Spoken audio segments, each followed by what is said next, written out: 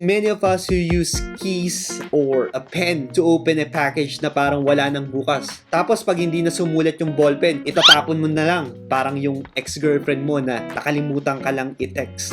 Pinagpalit mo na sa iba. Pinagpalit mo na sa iba.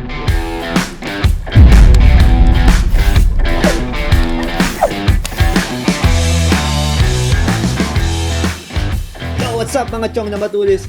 Welcome to yet another video. This is Albert and you are watching Tito Tips, where I feature anything related to being a cool and devastatingly attractive Tito. Whatever that means. I have always wanted to give you an EDC related video and finally that day is here. And for those who don't know what EDC means, for us in EDC community, which is by the way growing so fast, impressive. It is just a short for everyday carry. For medical professionals like myself, it's every duty carry. And I use it when I'm reviewing fragrances as a short for everyday cologne. But today, it's all about knives. Specifically, pocket or hand knives, or a knife as a part of a multi-tool like this. And I will be running through why we in EDC community carry a knife. And because I don't know it all, there's a comment section where you can put your stories or share your experiences that we could all learn and laugh from. Ang tunay na lalaki, suabe, pero mabilis. Kaya kung hindi ka pa nakakapag-subscribe, hit the subscribe button right now and that bell icon kasi libre naman yan eh. Alright? Let's do this!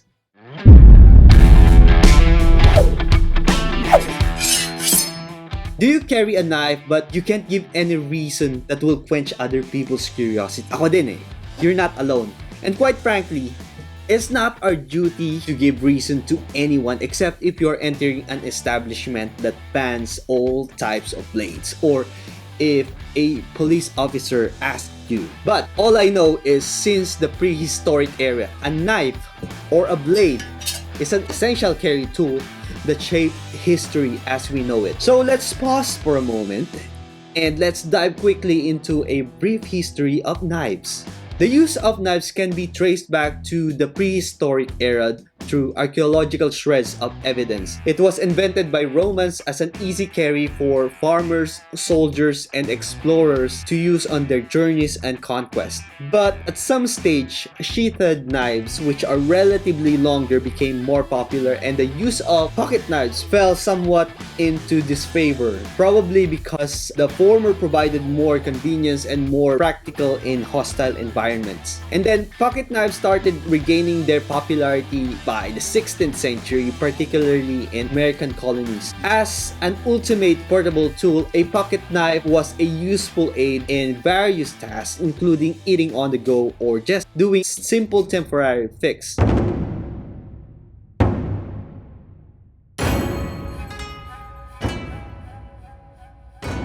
We all know Japan has a long and rich history of sword making. They have perfected their techniques in making the most efficient weapon or blade on the face of the planet. On the other hand, we Filipinos are no strangers to blade making and metallurgy because the Philippines is so rich in minerals and ore, which are essential ingredients in iron production. Hence, materials that are made from iron became common household and personal tools as early as Spanish or pre-Spanish occupation. Tools like bolo, itak, ginunting, and barao or dagger, among many others, are necessary part of a man's EDC. These are obviously not something that can fit inside your pocket, but these have been a staple carry by farmers or yung mga magkokopra or coconut farmers and butchers, even until today in agricultural sectors. These farming tools eventually became weapons of war against foreign invaders, hence they became icons and symbols of the Philippine Revolution.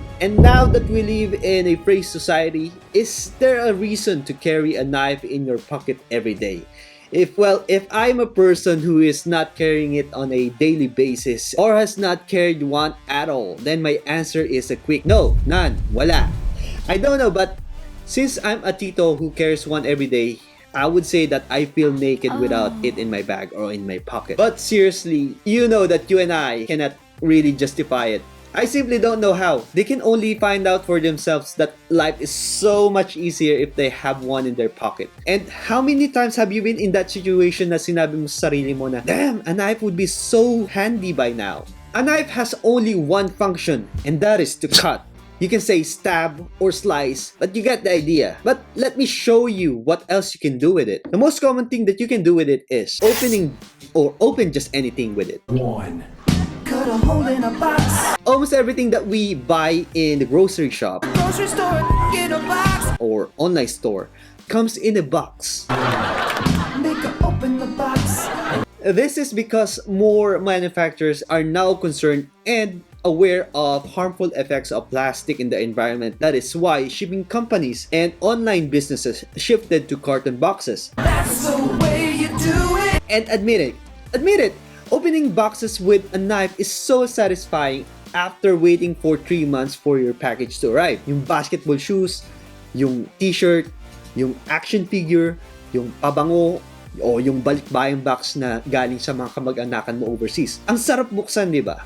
It is so much easier to open boxes, those boxes, with a knife, especially a sharp one. Mas madali nga namang i-maneuver yung knife kapag matalas. At kung control mo siya, mas may iwasan mong ma-damage kung ano man yung mga nasa loob ng box. But many of us still use a key or a pen to open a package na parang wala nang bukas. Tapos pag hindi na sumulat yung pen, pag hindi na sumusulat yung pen, itatapon mo na lang na parang yung ex-girlfriend mo na nakalimutan ka lang i-text, pinagpalit mo na. Aww. Moving on, here's the tip. Use the plain edge of your blade if you are opening a box, but use the serrated edge when you are cutting carton boxes because this will give you more control and cutting speed.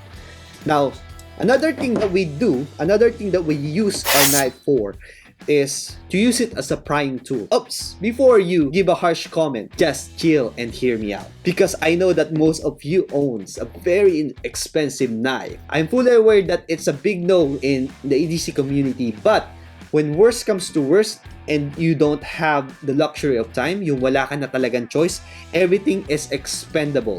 Gamitin mo na, kasi hodang babali yan. At aminin nyo rin na once in your life, gumamit din kayo ng knife para pambukas ng lata ng pintura, lata ng gatas, pansungkit ng pinto at ng kung ano-ano pa. It's not the most ideal tool for prying, pero kung kailangan mo talaga ng mabilisang prying tool, a knife can do the job. But there's no guarantee na mare-retain niya yung edge niya, especially yung tip. However, merong mga knife sa market na super beefy, makapal yung blade niya that can handle huge amount of force. They're so durable and have promised that they are built to last. So much so that you can wedge it into a door to pry it open with the minimal signs of wearing. Greg Medford had that in mind when he was designing his MKT Praetorian knives. Medyo may kamahalan nga lang sila, pero astig naman, yung quality talaga, according to reviews, is superb. Now, another thing that you can do using your knife is opening cans with it, gaya ng mga lata ng sardinas, luncheon meat, corned beef, at ng kung ano-ano pa. I used to have a Victorinox folding knife, just a standard knife without any extras in it, because I was a minimalist for quite some time. I used it so many times to open cans, and the blade held up just fine after ramming it through cans. But I was still able to slice a steak like slicing through a block of butter.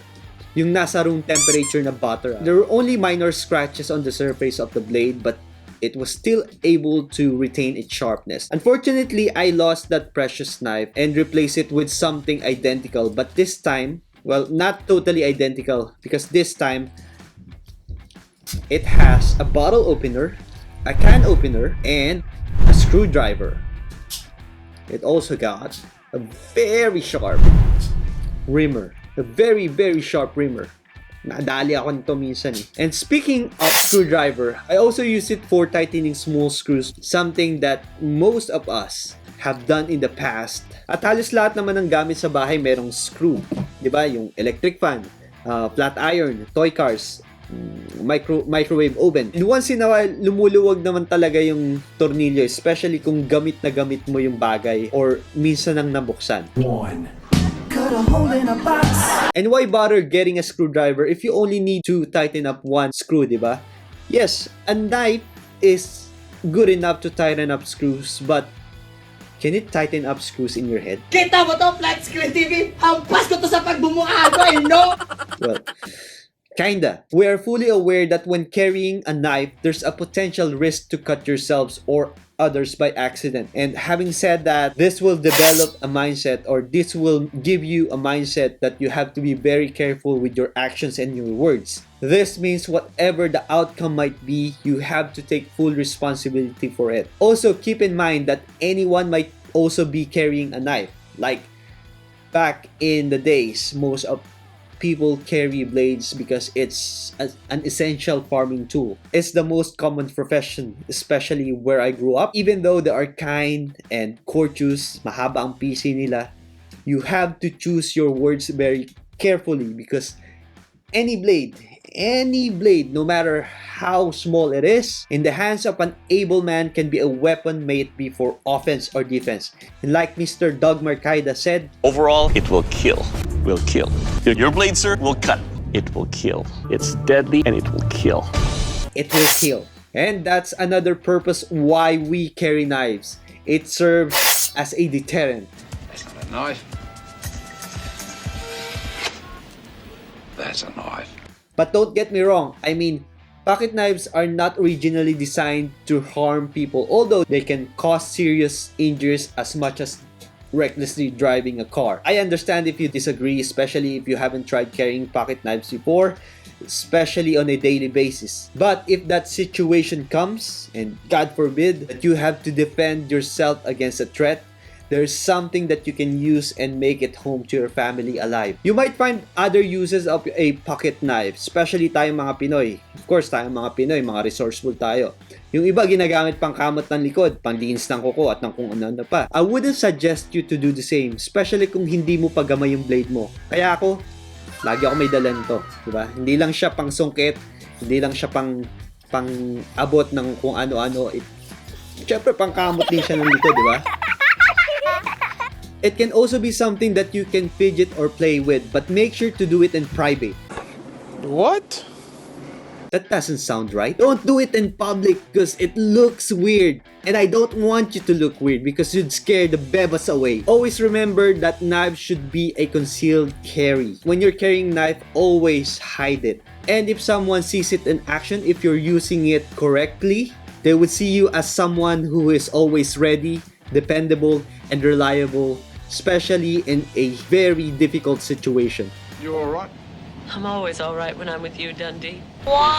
Always be fully aware of rules, regulations, and restrictions on carrying a knife in what country you're in. Please be responsible, mga chong, not only with what's in your pocket, but most importantly with what's in your sprocket.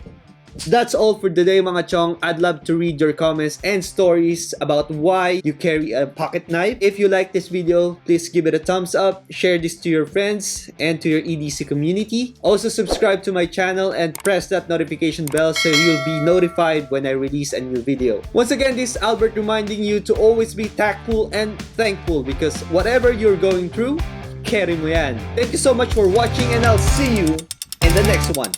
Cheers!